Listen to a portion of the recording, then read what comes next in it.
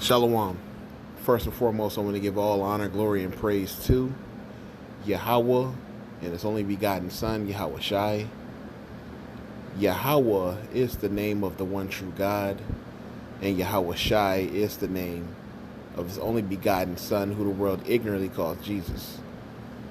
And I want to give double honors to the apostles and the elders of Great Millstone. And I want to send salutations to all the Akim throughout the four corners of the earth, exalting the name of Yahweh and His only begotten Son, Yahweh Shai, in truth and in sincerity. Alright, so this lesson is going to be about John 3:16 and the word world. Alright, because what you got to understand about the word world, there's different definitions to it. Alright, in the Greek, you got 4 different definitions of the word world. And in the Hebrew, you got 5 different definitions of the word world. So in the context of how the word world is used is very important. All right, so you got to check that. All right, and in John 3:16, which is the most famous scripture in the world, all right, that people comprehend it as if it's saying that the Lord is in love with the entire world, all right, and that's it. When really He's in love with a group of people, which are the Israelites, His people, and that's the world that He is basically describing here. All right, so when we read these scripture, you'll get a breakdown on it because it goes deep. Because once you prove who the world is, you got to go into the fact that He's only for this world and that world only. All right, because this really can go into a really deep breakdown, but I'm gonna make it short and hit some points. All right, this is John 3:16. For God so loved the world that He gave His only begotten Son, that whosoever believeth in Him should not perish but have everlasting life. So this world that God loved, all right, that He gave His only begotten Son, that whosoever believeth in Him, all right, so whosoever that is a part of this world, all right, that God loved, He gave His only begotten Son to. So now we look up the word world. It's cosmos. It says in the definition, an act and harmonious arrangement or constitution, law, government.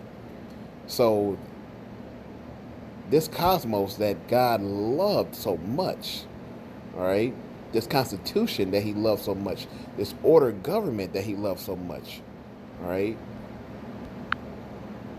what is this? Let's find out. Let's look at the word constitution. It says a body of fundamental principles or established precedents, I believe that's how you say it, according to which a state or organization is acknowledged to be governed. All right, so that's what a constitution is. And you look up the definitions, all right, that are down here, all right, or the words. It says laws, rules, regulations, Bill of Rights, which is what we have here in America, which America governs themselves by. All right. So the Lord loved this constitution, this harmonious arrangement, this law, the law, statutes, commandments. All right.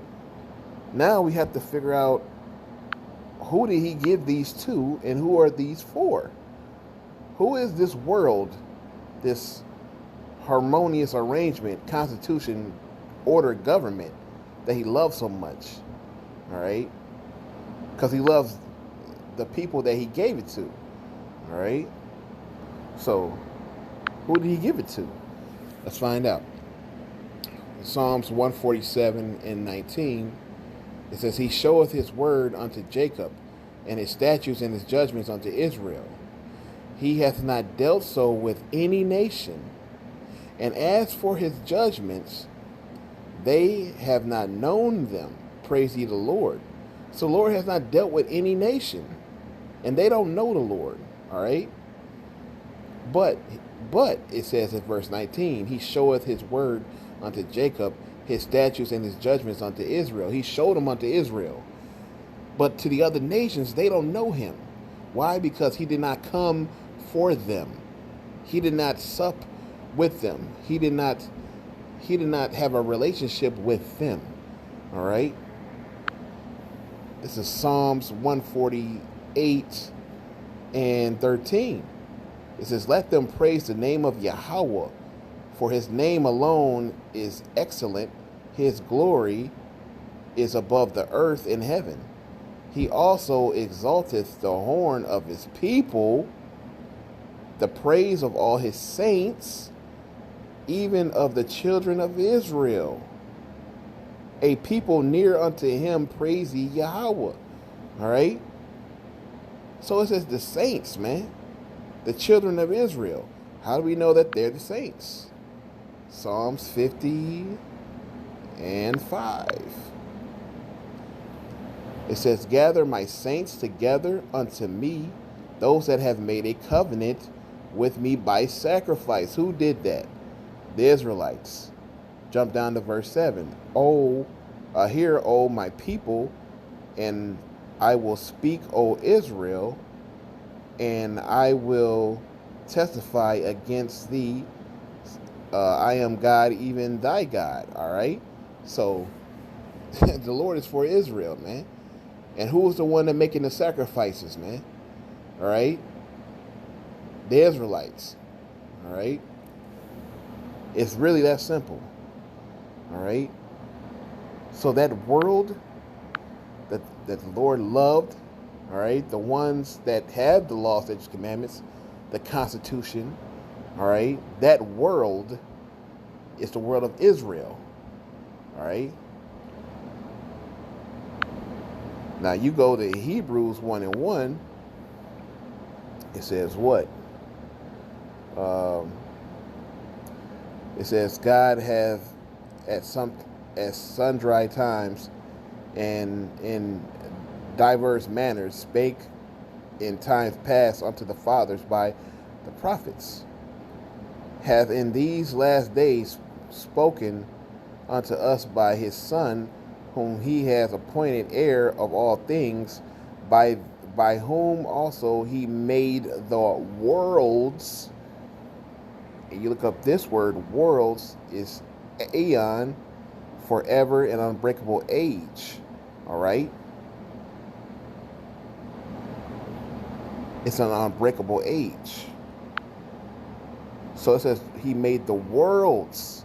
All right? He made this unbreakable age. All right? So you got to say, which world is it, man? All right? He made the worlds. All right? It's that simple. So which world is it? Which world is he for? He's for the Israelites, the world of Israel. All right? That's who the Lord is for. All right? Because why? The Constitution that he gave. All right? The Constitution that he gave is for Israel, and Israel only. All right? This is Joel 2:27. It says, and ye shall know that I am in the midst of Israel, and that I am Yahweh, your power, and none else, and my people shall never be ashamed. So the Lord is in the midst of Israel and none else. All right?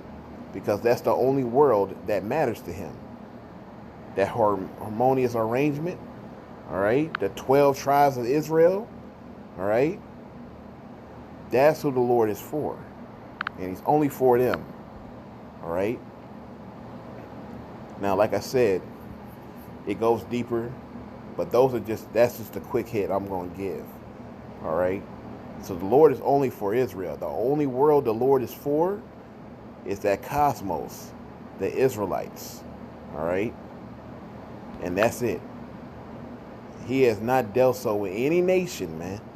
All right? The Lord, it's been said all over the Bible, the Lord hates all these other nations, man. It was said all in Isaiah. He cannot. It says that they are less than nothing. Matter of fact, let's end it on that. Just to show you how the Lord felt about these other nations. Let me see. Let me see. Yep. Let me see. Isaiah 40:15. It says, "Behold, the nations are as a drop of a bucket, and are counted as a small dust on the balance."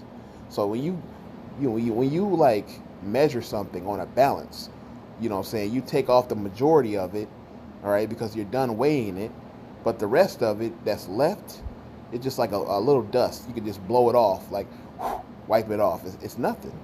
You know, it means nothing. You got the majority of what you wanted to weigh off of the scale. So now that little dust is nothing. You just blow it away. And it says that they are as a drop of a bucket, meaning you had the majority of like a bucket of water. A couple of drops don't mean anything to you. That's how the Lord looks at these other nations, man. They're like nothing. They don't mean anything to him. It says, "Behold, he taketh up the isles as a very little." I'm going to jump down to 17. It says, "All nations before him are as nothing. They are counted to him less than nothing." And vanity is nothingness. All right, emptiness. All right, they're like vanity to God. They're less than nothing. I always say a piece of shit is something, and it's useful in some ways. All right, that's insane. But the Lord is not dealing with these other nations. All right, because like I said, they have not known him, but Israel has. All right. So the Lord is only dealing with the world of Israel, no one else. Shalom.